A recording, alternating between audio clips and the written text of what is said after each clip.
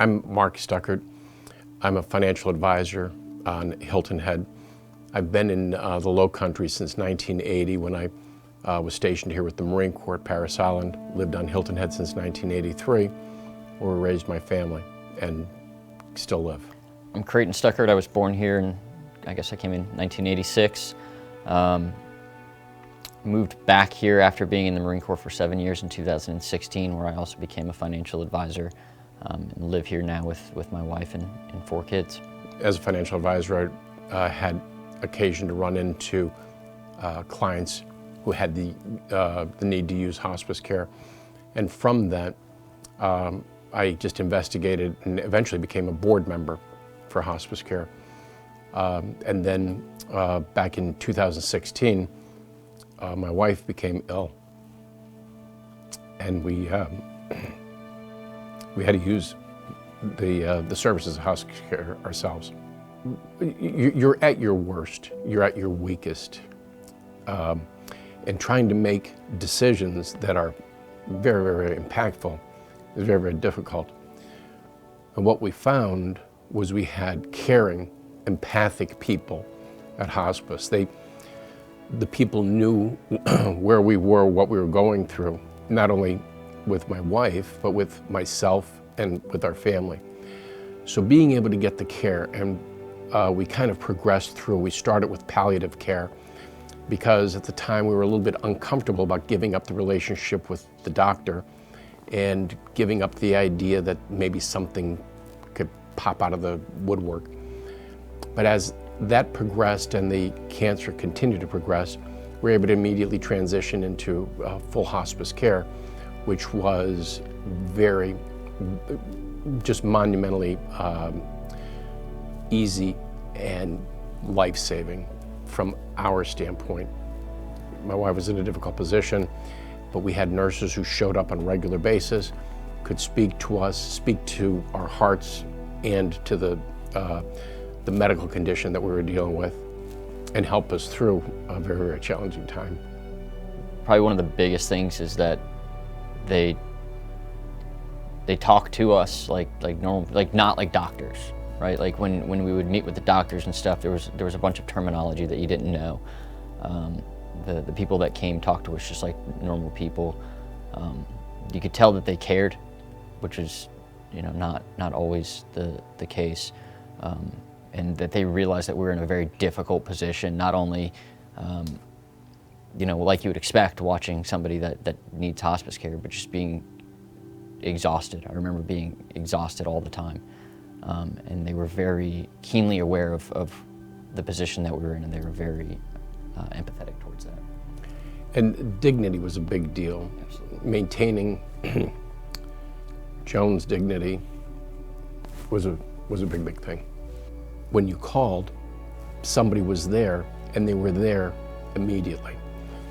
And when we needed things, when we needed medication, that it was pain medication, you need it now. You don't need it tomorrow afternoon. And if you need it at 10 o'clock at night, it still shows up. And that was, I didn't expect or anticipate that level of responsiveness and care.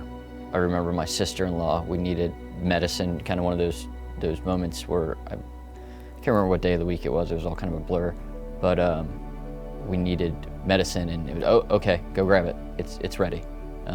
Or we're on our way, it's ready, whereas in the past where we had called the doctors, was a bit more of a process.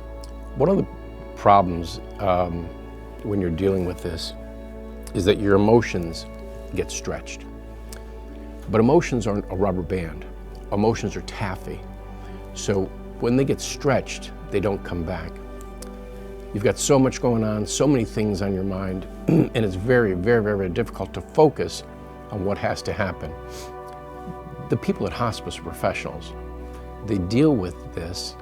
They deal with it on a regular basis. And as I said, the idea of the dignity that they insist for my wife, and making sure that the quality of care that she had and that she was comfortable. Because we all want last Tuesday back, but it can't happen. So how do we deal with it in the best way? You're stretched. You're on the edge. These guys are the professionals, but they're caring. I can't underline caring enough. And they're here to help, and they do, in fact, in a big way. I would say the decision to ask for help from hospice is a very difficult one for the obvious reasons, the implications. And if you're on the fence and you don't know, I would say call and ask, because they are caring, because they're sympathetic to what's going on. They'll tell you, now's not the time, now's not a good idea. Like my dad said, you're stretched, you're exhausted, all of your nerves are fried, and you're very concerned that you're going to make the wrong decision.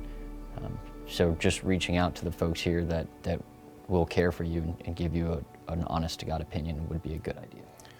In addition, as I'd mentioned earlier, in our case, the concept of bringing in hospice, you hesitate because you think it's like a death knell, like you're saying, okay, hospice, we're done, we wash our hands and feed you. No. We used a multi-step process. We brought in palliative care. So the oncologist that my wife was comfortable with was still interacting with hospice. And then when it got to the point where we needed to pain manage, and these are very, very serious drugs that need to be gotten hold of. You can't just call in a prescription for morphine, but you can call hospice, and hospice can get the medication that brings the comfort you need. So as I say, it's a multi-step process. The palliative to hospice, and they will give you an honest assessment as to where you stand on the timeline. But asking for help, it's a big deal. Even though it was a long process, so, excuse me, a 4-year process. When it does happen, and it's final, then it's final.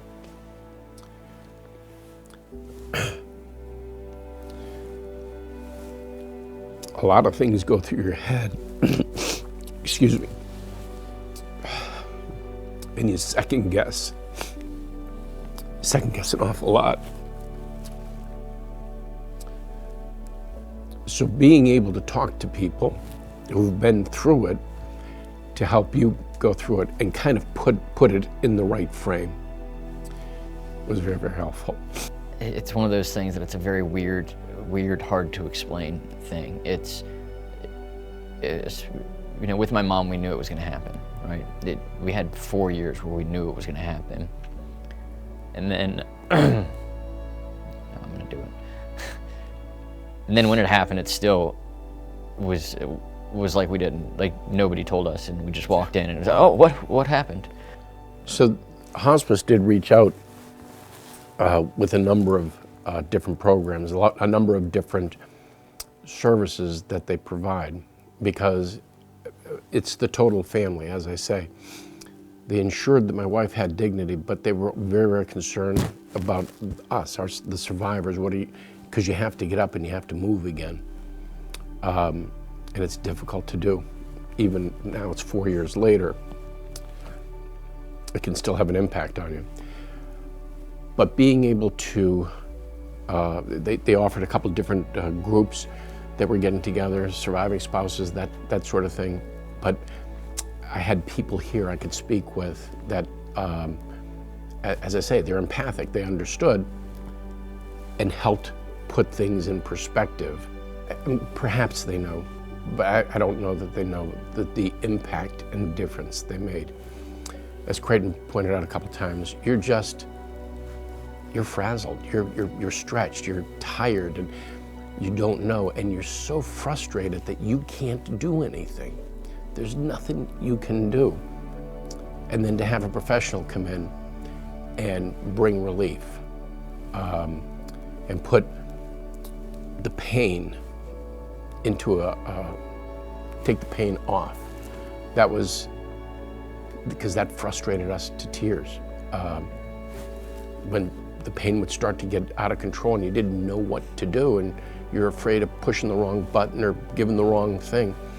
But you would call and marriage show up and say, okay, we're going to do this, this, this, or this. We didn't have a great idea as to what we were doing on top of, being on top of everything else. So having somebody come and just take what seemed like a huge weight off our shoulders was quite amazing.